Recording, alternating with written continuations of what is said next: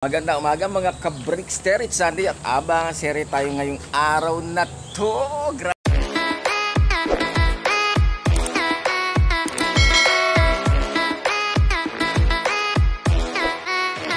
Grabe, 7:23 na ngayong mga oras na to at ang ating mga kalapati bumabaybay na pauwi rito sa ating loop release point ay Pagbilao, Quezon. Tayo na nga, di tayo ngayon nagpa-low fly ngayong umaga dahil giveaway tayo sa ating hihintay na 4 na warriors from Pagbilao. Bali, first lap po ng fan race. Bali, 4 laps po ang magiging palaro ng SJD MRP sa Kalam for fan race yan. At meron tayong niload kagabi na 4 and then yung 3 ron ay sinali natin sa fan race. Si Bichi, si Bisti at saka si Magneto. Bali si TCB ay training lang. Titingnan natin kung hanggang saan naabot si TCB. Dahil ilang beses siyang nalilit sa pauwian kaya hindi na natin sinali sa fan race, guys. Bali maagang release time kanina 6:30 nirelease na mga kalapate. At ayun na nga mag alas 8 pa lang grabe masakit na sa balat yung sikat ng araw, guys. At ayan po ang ating pasalubong na inumin nila. At dito na yan, pangkalatan na yan, guys. Meanwhile, so kaya time check is 7:28 at 58 minutes nang lumilipad ng mga kalapate. Bumabaybay pauwi dito sa loop natin. Okay, at advance congrats na rin pala sa mga papalari, makakapagpawi at makakapag-clock at magiging lap winner at mga mananalo sa munting patimpalak nila Boss Ron ngayong araw na to. Okay, good luck po sa ating lahat. Dahil sa pro clanging ay 323 birds ang expected na makakawi sa kanilang loop. Bali ang loop distance nga pala ng from the release point ng Pagbilao, Quezon at saka dito sa loop natin ay 117 point something kilometers. Bali kinuha ko po loop distance sa air distance ups yan. At tignan natin kung bibira sila ngayong araw na ito sa pauwian. Nung nakaraan kasi si Magneto, ayan, si Batoktok ang first dropper natin, guys. Check nga natin kung dalawa pa rin to, ibig sabihin yung nasa flooring nung nakaraan ay dalawa pa rin. Tama, yung nakaraan nasa flooring na-miscarry lang siguro ni Bern. At sa kanya talaga itlog na yan. Dito, malalaki na ina kayo. Tayo na nga. Mas may thrill ngayon ng hintayan dahil sumali nga tayo sa fan race at tatlo sinali natin, guys. Sana naman pala rin tayo sa sa uwian nila ngayong araw na to. 5 minutes later. Habang naghihintay tayo ng ating mga tegalapat sa shoutout nga pala sa aking mga followers, likers, viewers and subscribers. Maraming salamat po sa patuloy nyo pagsuporta kay Brickster.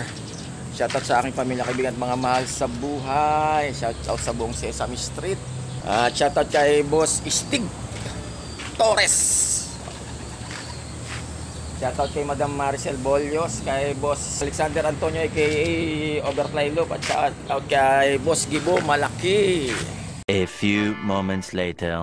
Okay, bali ang minimum speed nga pala nila ay kailangan hindi sila bababa sa 800 ang speed na ma-clock natin yung tatlong warriors natin. Bali yun ang rules nilang palaro nila Boss Ron sa fan race. 800 pataas ang speed. Sana mabira nilang tatlo yung speed na yon para kahit papaano tuloy-tuloy lang ang kanilang laro for fan race. Time check 7:52 at nag-check ako sa Kubo Pro Clocking kanina lang at wala pa nakapag-clock, guys. Bali lumilipad na ng 1 hour and 22 minutes sa mga kalapate natin na pero ala pa sa sobrang init. Talagang maaga pa lang iba na sikat ang araw kaya lumalabas na tamang hard race ang liparan ngayong araw na to. Okay guys, 8:02 na. Salang muna tayo ng pagkain dito sa mga breeder natin.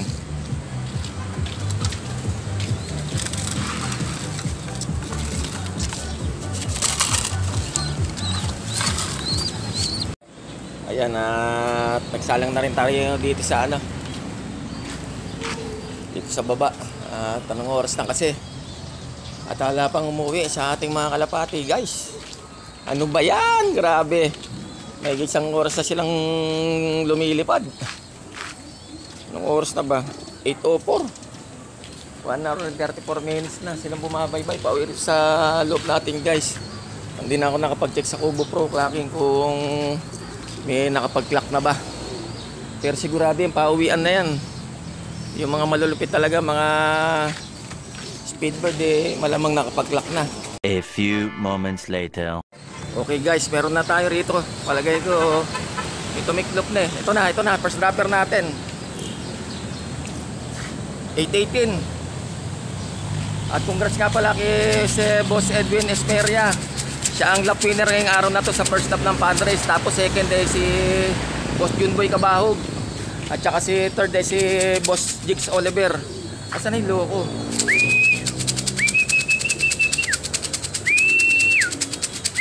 Pasok. Ito na. Okay. First dropper natin guys. Pasok. Automatic si Magneto. Pasok. Okay, time check 8:29. Grabe, 10 minutes na lumipas.